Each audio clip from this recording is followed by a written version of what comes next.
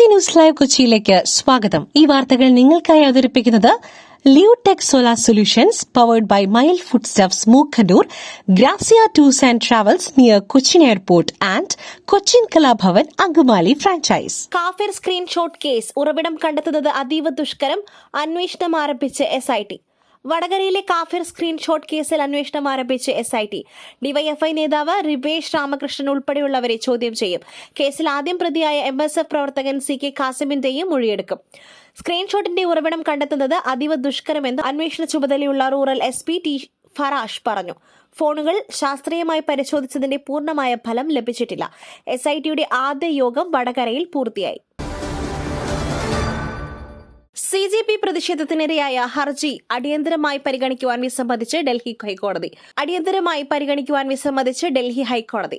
Cockroach Janata പാർട്ടിയുടെ പ്രതിഷേധത്തിനെതിരായ ഹർജി അടിയന്തരമായി പരിഗണിക്കുവാൻ വിസമ്മതിച്ച് ഡൽഹി ഹൈക്കോടതി. ജനക്കൂട്ടത്തെ നിയന്ത്രിക്കുവാൻ നടപടികൾ സ്വീകരിക്കുവാൻ പോലീസിനും ബന്ധപ്പെട്ട അധികാരികൾക്കും നിർദ്ദേശം നൽകണമെന്നാവശ്യപ്പെട്ടാണ് ഹർജി. കേന്ദ്ര വിദ്യാഭ്യാസ മന്ത്രി ധർമ്മേന്ദ്ര പ്രധാൻ രാജിവെക്കണമെന്നാവശ്യപ്പെട്ട് നാളെയാണ് ജന്തർ മന്ദറിൽ CJP വലിയ പ്രതിഷേധം നടത്താൻ ഇരിക്കുന്നത്. BJP വിട്ടു, ഇനി പുതിയ വഴിയിൽ. പ്രഖ്യാപനവുമായി K അണ്ണാമലൈ. BJP വിടുന്നതായി ഔദ്യോഗികമായി പ്രഖ്യാപിച്ച BJP തമിഴ്നാട് മുൻ അധ്യക്ഷൻ K അണ്ണാമലൈ. താൻ BJP വിട്ടെന്നും ഇന്നു മുതൽ പുതിയ വഴിയിലാണെന്നും അണ്ണാമലൈ ലൈവിൽ പറഞ്ഞു. താൻ പുതിയ മുന്നേറ്റം രൂപീകരിക്കുകയാണെന്നും അണ്ണാമലൈ മക്കൾ ഇയക്കം എന്നാണ് അതിന് പേര് നൽകുന്നതെന്നും അണ്ണാമലൈ പ്രഖ്യാപിച്ചു. ഒമാനിലെ എണ്ണ കയറ്റുമതി കേന്ദ്രത്തിൽ ഡ്രോൺ ആക്രമണം, പിന്നിൽ ഇറാൻ. ഒമാനിലെ എണ്ണ കയറ്റുമതി കേന്ദ്രമായ മിന അൽ ഫഹൽ ടെർമിനലിൽ ഡ്രോൺ ആക്രമണം. കടലിലെ സിംഗിൾ ബോയ് മൂറിംഗിലെ 1-2 ബർത്തുകൾക്കിടയിലാണ് സ്ഫോടനം. ഈ കേന്ദ്രത്തിൽ നിന്നുള്ള എണ്ണ ലോഡിംഗ് താൽക്കാലികമായി നിർത്തിവച്ചിരിക്കുകയാണ്. ED ഉദ്യോഗസ്ഥരെ ആക്രമിച്ച കേസ് പ്രതികളെ പോലീസ് കസ്റ്റഡിയിൽ വിട്ടു. പ്രതിപക്ഷ നേതാവ് പിണറായി വിജയന്റെ വീട്ടിലെ റെയ്ഡിന് ശേഷം മടങ്ങിയ ED ഉദ്യോഗസ്ഥരെ ആക്രമിച്ച കേസിൽ ആദ്യം അറസ്റ്റിലായ 5 പ്രതികളെ പോലീസ് കസ്റ്റഡിയിൽ വിട്ടു. നാളെ വൈകിട്ട് 4 മണി വരെയാണ് കസ്റ്റഡിയിൽ വിട്ടത്. ആക്രമണത്തിലെ ഗൂഢാലോചന സംബന്ധിച്ച് SIT പ്രതികളെ ചോദ്യം ചെയ്യും. കേസ് അന്വേഷിക്കുന്ന കന്റോൺമെന്റ് SPയുടെ നേതൃത്വത്തിലുള്ള പ്രത്യേക സംഘത്തിൽ 30ഓളം പോലീസ് ഉദ്യോഗസ്ഥരാണുള്ളത്. കുറ്റപത്രം ഉൾപ്പെടെ വേഗത്തിലാക്കുവാനാണ് പ്രത്യേക അന്വേഷണ സംഘത്തിന്റെ നീക്കം. ഉദ്യോഗസ്ഥർക്കെതിരെയുണ്ടായ ആക്രമണത്തിൽ സമഗ്ര അന്വേഷണം വേണമെന്ന് എൻഫോഴ്സ്മെന്റ് ഡയറക്ടറേറ്റ് ആവശ്യപ്പെട്ടിരിക്കുന്നത്.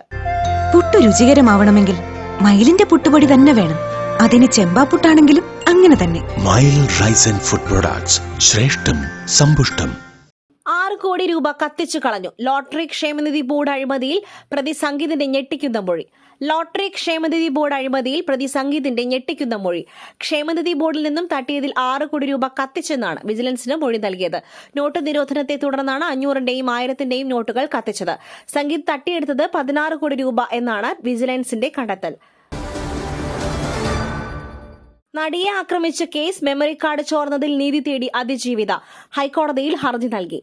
കൊച്ചിയിൽ നടിയെ ആക്രമിച്ച കേസിൽ വിചാരണ കോടതിയിൽ നിന്ന് മെമ്മറി കാർഡ് ചോർന്നതിൽ നീതി തേടി അതിജീവിത. പുനരന്വേഷണം ആവശ്യപ്പെട്ട് ഹൈക്കോടതിയിൽ ഹർജി.